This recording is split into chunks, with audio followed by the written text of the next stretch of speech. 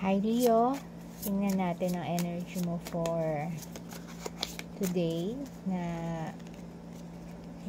kasalukuyan mo pinapanood ito. Decisions.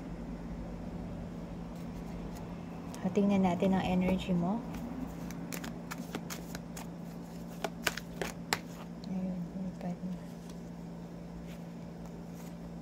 Ace of Cups, Page of Swords, and the Lovers. Oh, okay.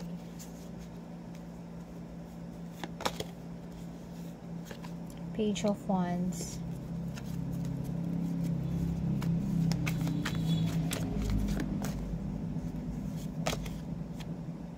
Five of Wands, Ten of Swords. So, Leo, merong bagong connection na gustong pumasok sa'yo. Pero, medyo matagal ka na din itong iniintay. And, meron siyang matagal ng feelings sa'yo. So, maaaring mag-approach siya sa'yo. Siya ang unang mag-approach sa'yo, Leo. But then, parang nagdadalawang isip siya sa mga taong nakapalibot sa'yo. And medyo, meron siyang fear.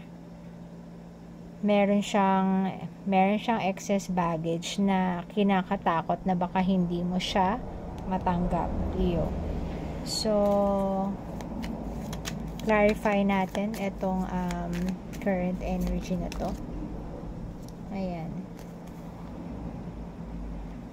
Four of Cups,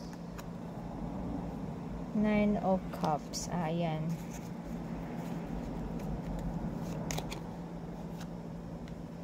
Page of Swords, Nine of Wands, Page of Wands. So, tunay. Wheel of Fortune, Five of Wands naman, Five of Wands. Ayan. Okay, Leo. Tingin ko dito parang mag-crush nyo yung bawat isa. Takot ka or takot siya na may masabi ang mga tao sa inyo. Pero may nararamdaman kayo sa bawat isa, and every time na makikita niyo yung bawat isa, masaya kayo. Pero sa sarili niyo lang yun. So ito, Leo, minamanifest mo na mabago or mabaligtad ang sitwasyon. Kasi gusto mong mabigyan ng chance itong inyong connection. Dahil parang may something kayo eh. Ito,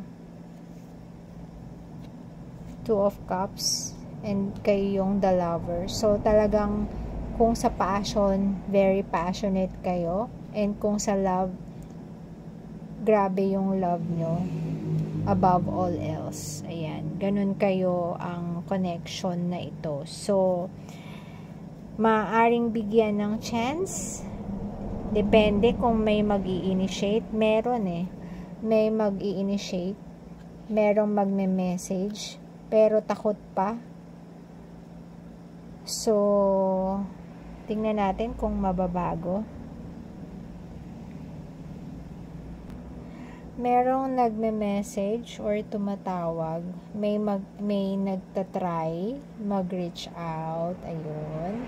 And happy ka kapag nagre-reach out tong tao na to.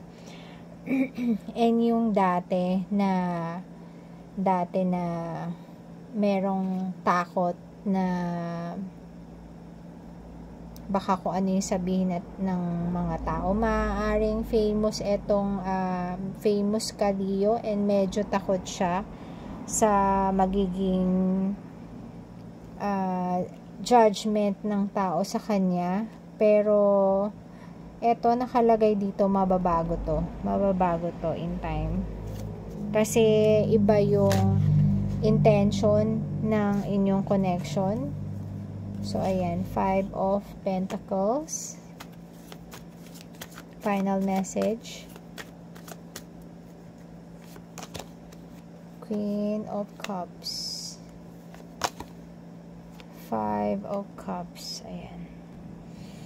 Ayan, so, either ikaw to or siya.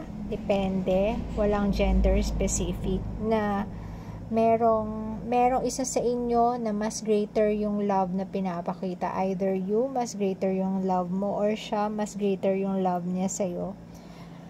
But then, yung situation nyo nga, parang nakukulangan na kayo sa pa-message lang. And so, kaka-avoid nyo para sa ibang tao, pero yung connection nyo yung nagsasuffer. So, yes, kailangan nyo nga daw mag-decision kung